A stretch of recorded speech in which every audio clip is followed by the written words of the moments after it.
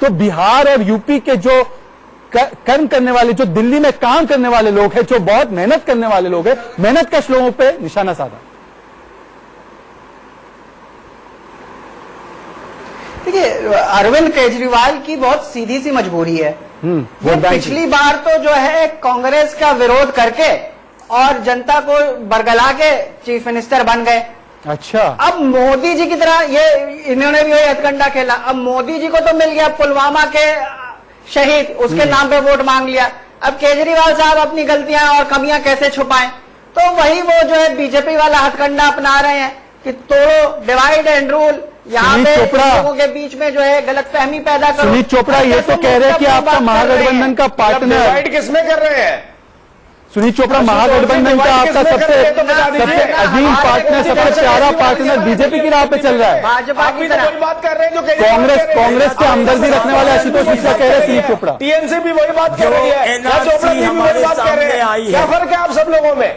आम आदमी के पास वैसे कागजात नहीं है। आप भी तो आपके तो मंत्रियों के पास कागजात नहीं है कि वो पढ़े कहाँ हैं। आप लोगों का सर्वाइवल। तो मेरा ये कहना है, इस तरह से आम आदमी को टॉर्चर करना बेहद गलत है। सुनीत चोपड़ा, सुप्रीम कोर्ट की निगरानी में ये पूरा प्रोसेस अरे हुआ। चोपड़ा जी को उठा के पहले बांग्लादेश छोड़ के आइए, उसके बाद बताएंगे कानून क्या होते हैं। सुनीत चोपड़ा जी, आप रह सकते हैं क्या बांग्लादेश जाके? अरे तो पाकिस्तान जाके? तुम्हें तो जहन्नम भेज देना चाहिए। अरे आप तुम्हारे जैसे लोगों को जहन्नम भेज देना चाहिए। सुनीत चोपड़ा शायद आप आज रिसर्च करके नहीं आए हैं। सुनीत चोपड़ा, देखिए, आप बीजेपी को कुछ कहते तो समझ में आता है। बिल्कुल रिसर्च करके आया हूं। आप रिसर्च करके आए तो आपको पता होगा कि पहले लिस्ट में 40 लाख लोगों का नाम था, उन्होंने ऑब्जेक्शन फाइल की, 19 लाख तक ये लिस्ट घट के हो गई। सुप्रीम कोर्ट की निगरानी में हो रही है। अभी भी 120 दिन का वक्त दिया गया है। उसके बाद हाई कोर्ट में अपील है, सुप्रीम कोर्ट में अपील है। आपको सुप्रीम कोर्ट पे भरोसा नहीं है क्या? नहीं थे। इस बार असम में ये काम हुआ है। 19 लाख केवल असम में। देश में कितने होंगे इस बात का बताते हैं कि इन्होंने झूठ बोला।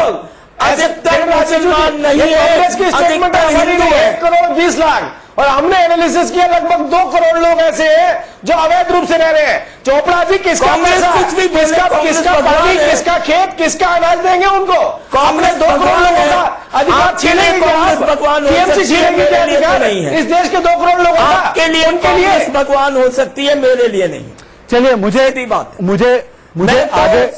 आगे बढ़ना होगा।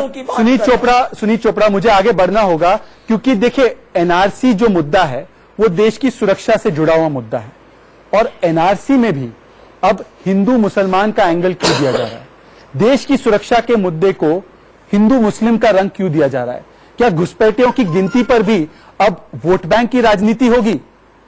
तो मैं सवाल आपसे ही पूछना चाहता हूं कि क्या देश की सुरक्षा पर हिंदू मुस्लिम कार्ड खेला जा रहा है? सुनीत चोपड़ा जी और आशुतोष मिश्रा, अनिर्बान बैनर्जी, मैं आपसे सीधा सवाल पूछता हूं, हिंदू वर्सेस मुस्लिम कहां से बन गया? यह हिंदुस्तानी वर्सेस गैर हिंदुस्तानी का मामला है। यह हिंदू मुस्लिम कहां से बन गया? और यह मैं नहीं कह रहा, सुनिए, ममता बनर्जी से लेकर बाकी के विपक्ष के नेता, असदुद्दीन ओवैसी, सुन लीजिए सर, सुन लीजिए कौन बना रहा है। मैं आपको सुनाना चाहता हूं कि इस इशू को हिंदू मुस्लिम कौन बना रहा है। मैं आपको सुनाना चाहता हूं, सुन लीजिए विपक्ष की प्रतिक्रिया। सिर्फ और सिर्फ हिंदुस्तानी वर्सेस गैर हिंदुस्तानी नहीं, हिंदू मुस्लिम पर अटकी रही, फिरती रही। सुनिए उनकी बातों को। I am Dalit. That's why I'll be isolated if it goes like this, goes on like this. Don't you think it will create a civil war? Don't you think it will create a blood war? And BJP should learn a lesson. BJP should stop, asking for NRC throughout the country in terms of Hindus and Muslims. They should stop this because they should learn from what has happened in Assam. Anirban Banerjee, Indian Hindustani versus गैर हिंदुस्तानी को Hindu versus मुस्लिम क्यों बना रहे हो आप? आपको यहां पर भी वोट बैंक दिख रहा है।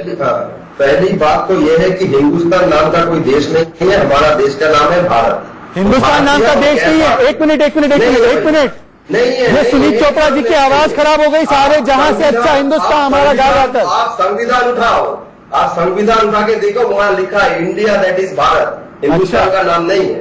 एकदम बिल्कुल क्लियर हो जाए। ये भारतीय और गैर भारतीय का जो मुद्दा आप बता रहे हो, मैं उस पर उत्तर दूंगा। तो ये बीजेपी गैर भारतीयों को निशाना बनाना चाहता है, ये बोल रहा है, लेकिन हालांकि वो जो कर रहे हैं वो बांग्ला भाषी, जो बांग्ला बोलते हैं, बंगाली है, उनको निशाना साध रहे हैं पूरे उत्तर पूर्व में।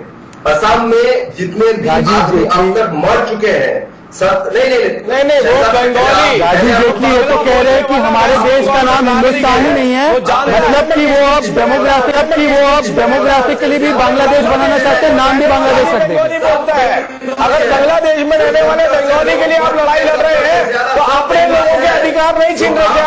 आप इस बंगाल के नागरिकों के साथ इनजस्टिस नहीं करी, नाइंसाफी नहीं करें क्या आप लोग? ये बताइए ना, 19 लाख तो केवल आसाम में भी निकले, पता नहीं कितने लाखों बंगाल के अंदर होंगे। बंगाल की नौकरी उनको देना चाहते हैं, बंगाल का अनाज उनको देना चाहते हैं, बंगाल का पानी उनको देना चाहते हैं। अरे वो जो मूल निवासी है उसकी भी सोच लीजिए, वेस्ट बंगाल के नागरिक है। आपने अपनी राजनीतिक सर्वाइवल के लिए, अपनी राजनीतिक महत्वाकांक्षाओं के लिए बंगालियों की बलि देने का कसम रखिए क्या? जाकर बोलो, तमिलनाडु में जाकर बोलो कि आप जो श्रीलंका से आते हैं नहीं घुसने देंगे, आप नहीं बता सकते। पाकिस्तान से जो दिल्ली में आ रहे हैं उनको आप क्यों घुसने दे रहे हो? और अभी शहजाद ने कहा था कि दिल्ली में यहाँ पीछे से आगे खड़े हो नहीं खड़े हो, मैं तो मुद्दा ये है, एक ही बात पूछिए आपसे, क्या अवैध रूप से रहने वाले रहना चाहिए या नहीं रहने चाहिए? जवाब दीजिए। क्या अवैध रूप से आशुतोष मिश्रा जी, जाना चाहिए या नहीं? आशुतोष मिश्रा, ये जवाब क्यों नहीं दे रहे? आशुतोष मिश्रा, खत्म कर दिया हमने। क्या कर रहे हैं? दिल्ली पुलिस का आपके अंदर है। आशुतोष मिश्रा, एक मिनट। आशुतोष मिश्रा, मुझे पहले तो आपका कंफ्यूजन क्या है वो क्लियर करवाइए। मेरे देश की जनता जो है, जो दर्शक है, वो कंफ्यूज है। आप कहते हैं कि हिंदू बंगाली इसमें पकड़े गए एनआरसी की लिस्ट में, ये पहले राउंड में टीएमसी के समर्थक ने कहा। अब कहते हैं कि ये मुसलमानों को टारगेट करने के लिए हथकंडा है बीजेपी का। आपका आरोप क्या है आशुतोष मिश्रा जी, क्या आप समझा सकते हैं? आपका आरोप है कि बीजेपी ने हिंदुओं को टारगेट किया, बंगाली हिंदुओं को, या आपका आरोप है कि उन्होंने मुसलमानों को टारगेट किया, या सच ये है कि देश की सुरक्षा में हिंदू मुस्लिम नहीं होना चाहिए? देखिए, जो आपने आखिरी सेंटेंस का वहां से शुरू करते हैं कि देश की सुरक्षा में हिंदू मुस्लिम नहीं होना चाहिए, लेकिन अगर आप अमित शाह का बयान देखें तो सारे घुसपैठिए सिवाय मुसलमान के उनको वो नागरिकता देना चाहते हैं। क्यों भाई? क्या उन्होंने ये साबित कर दिया कि जितने गैर मुसलमान हैं सब भारत के प्रति जो है उनकी निष्ठा जो है उस पर सवाल नहीं उठाए जा सकते? ऐसा तो है नहीं। मैंने अभी आपको एग्जांपल दिया कि मैंने आपको समझाने की बहुत कोशिश की, जिनके हो सकता है भारत में पैदा हो लेकिन भारत विरोधी है। आशुतोष जी, मैं आपको समझाने की कोशिश कर रहा हूं कि ये वायनाड मानसिकता है, वायनाड मानसिकता बार-बार नीति और नियत में फर्क की वजह से सवाल उठती है। देखिए, मुझे अगले राउंड की ओर बढ़ना पड़ेगा क्योंकि वक्त कम है हमारे पास, पर एक और इंपॉर्टेंट मुद्दा और एक और इंपॉर्टेंट सवाल बचता है, और वो सवाल यही है कि घुसपैठियों के लिए देश में गृह युद्ध हो जाएगा ऐसी धमकी भी दे रहा है विपक्ष। ये ममता बनर्जी का बयान था कि अगर घुसपैठियों पे कोई भी कदम उठाया तो हिंदुस्तान में गृह युद्ध हो जाएगा। अब मेरा सवाल यही है इस मुद्दा, और ये मुद्दा भी यही है कि आप लोगों ने जब मुसलमान वोट बैंक खिसक रहा है या मुसलमान वोट बैंक पे हमला हो रहा है जो बांग्लादेश है, तब तो आपने गृह युद्ध की धमकी दे दी। पर नहीं, सुनिए ना, सुनिए अनिर्बान जी, अनिर्बान जी सुनिए, ये बयान है मेरे पास ममता बनर्जी का, मैं फैक्ट लेकर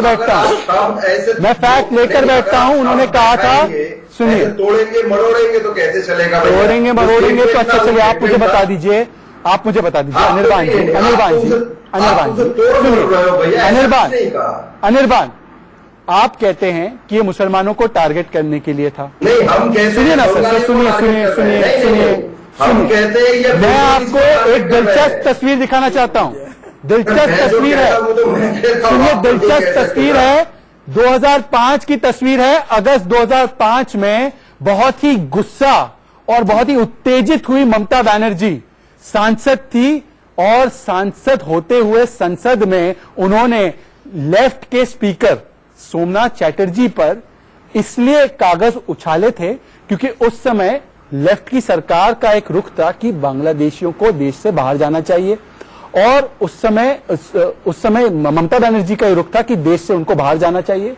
जो ममता बनर्जी उस समय कागज फेंक रही थी कि बांग्लादेशियों को देश से बाहर निकालो, आज 2005 से 2019 आते आते वो ममता बनर्जी वोट बैंक की इतनी बड़ी पुजारी बन गई कि आज वो चाहती है कि वो उनको राष्ट्रीय दामाद बनाया जाए।